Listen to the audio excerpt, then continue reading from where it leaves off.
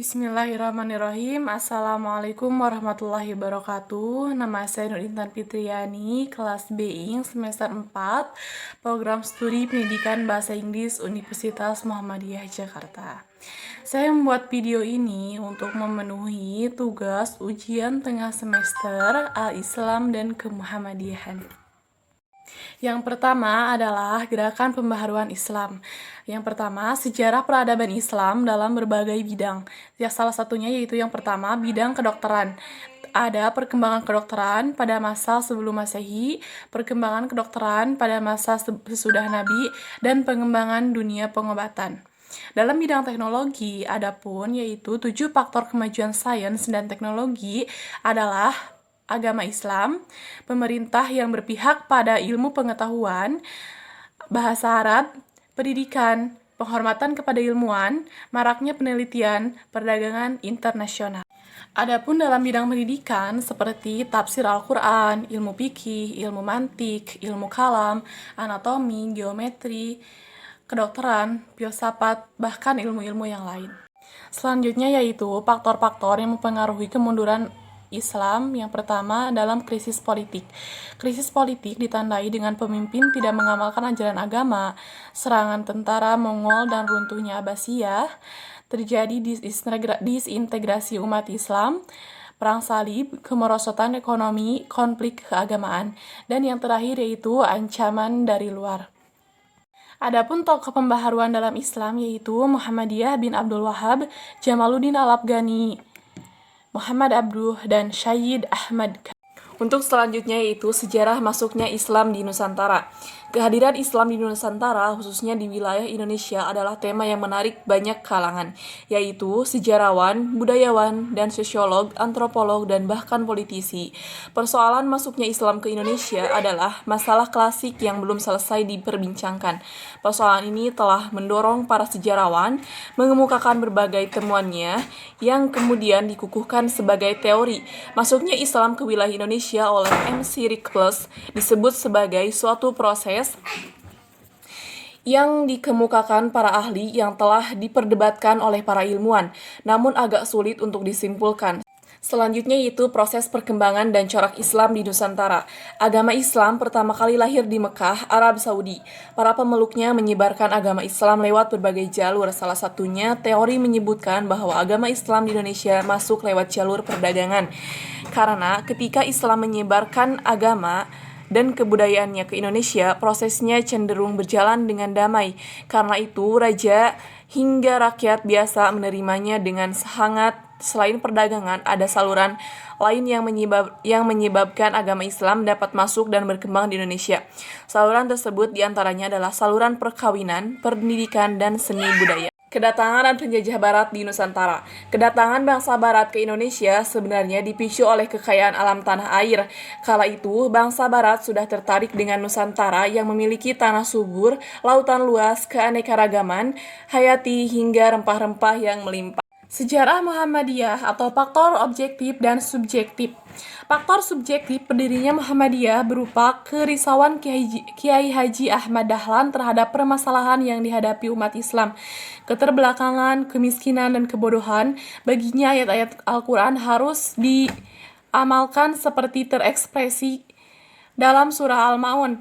Dalam pandangan Kiai Haji Ahmad Dahlan, surah Al-Ma'un merupakan perintah terhadap umat Islam untuk merealisasikan kepedulian sosial melalui tindakan-tindakan nyata.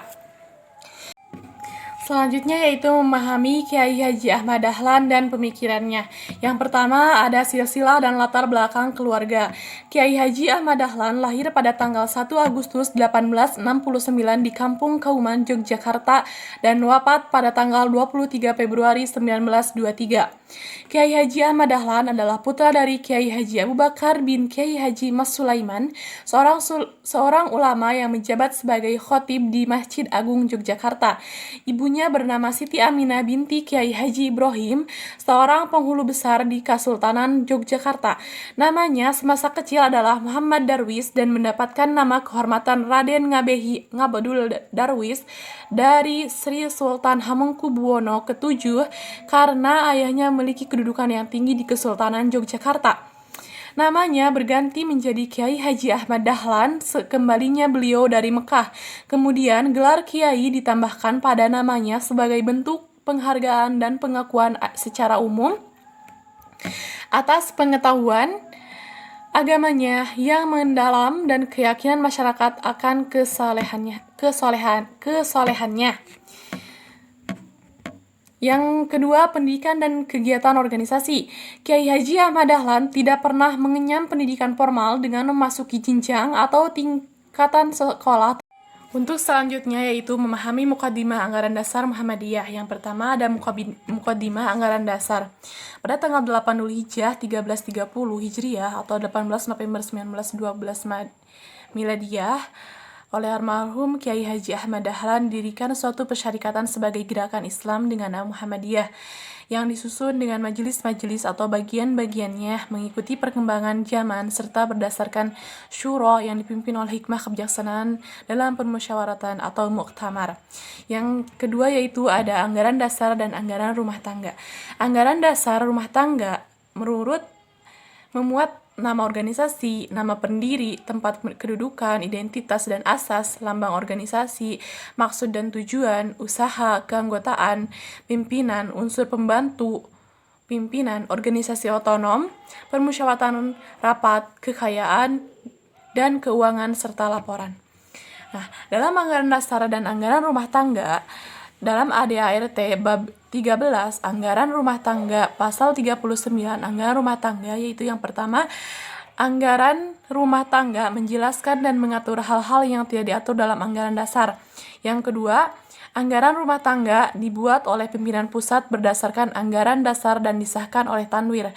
Yang ketiga, dalam keadaan yang sangat memerlukan perubahan, pimpinan pusat dapat mengubah anggaran dasar rumah tangga dan berlaku sampai disahkan oleh Tanwir.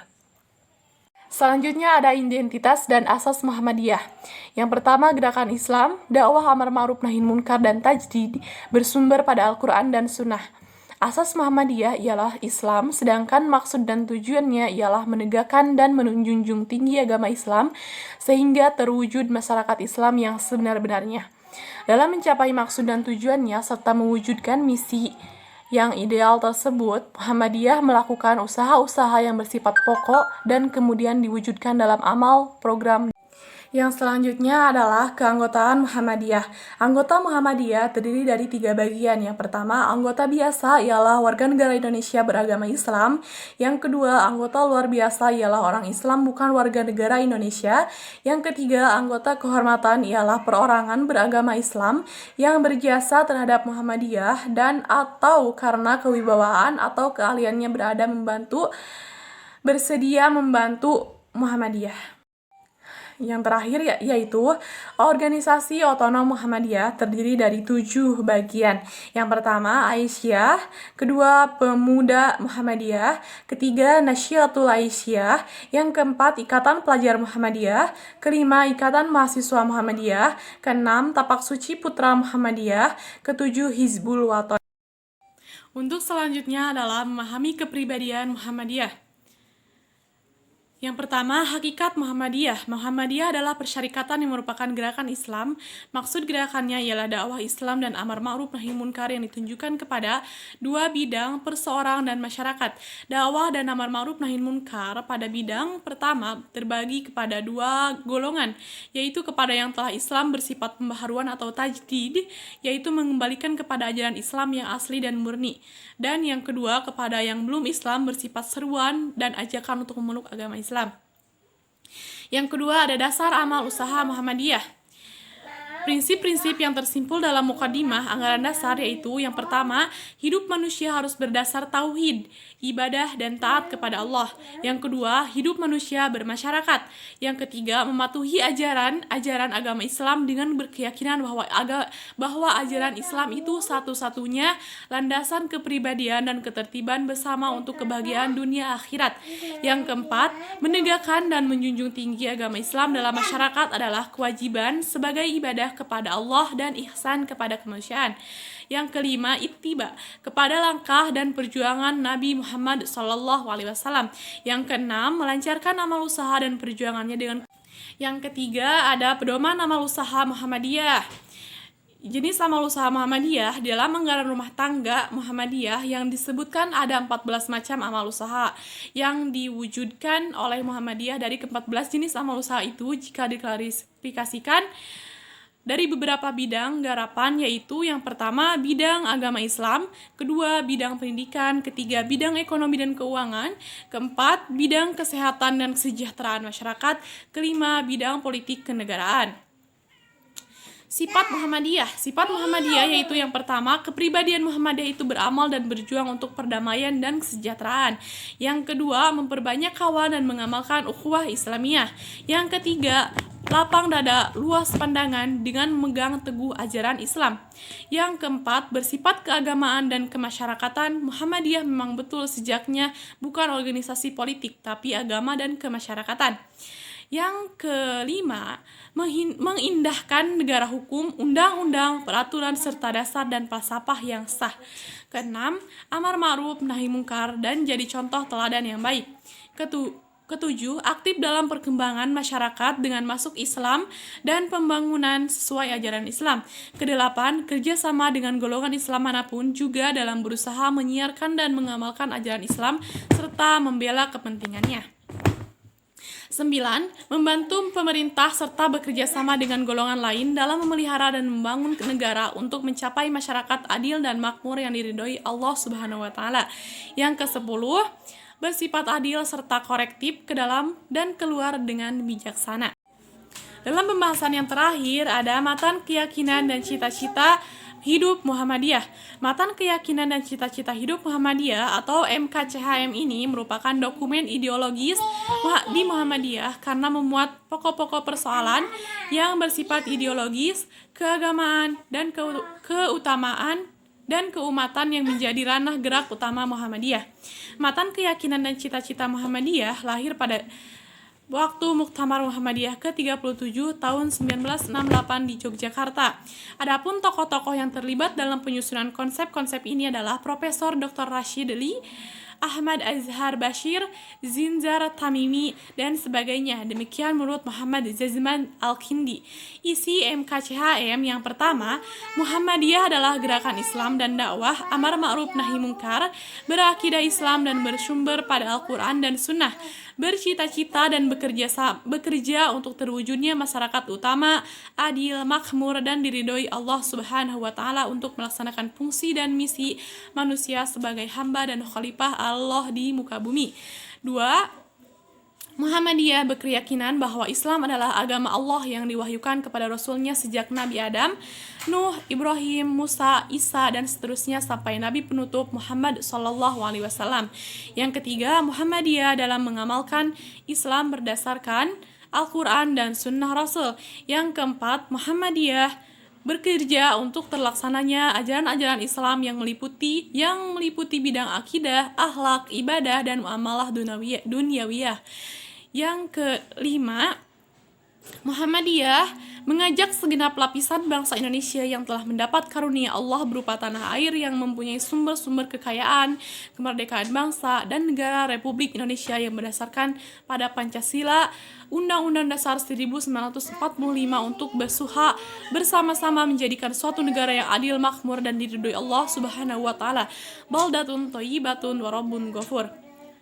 Rumusan sistematika MKCHM terdiri dari 5 angka. Kemudian dari 5 angka ini dibagi menjadi 3 kelompok, yaitu yang pertama, kelompok pertama mengandung pokok-pokok persoalan yang bersifat ideologis, yaitu 1 dan 2. Yang kedua, kelompok kedua mengandung persoalan mengenai paham agama menurut Muhammadiyah, yaitu angka 3 dan 4.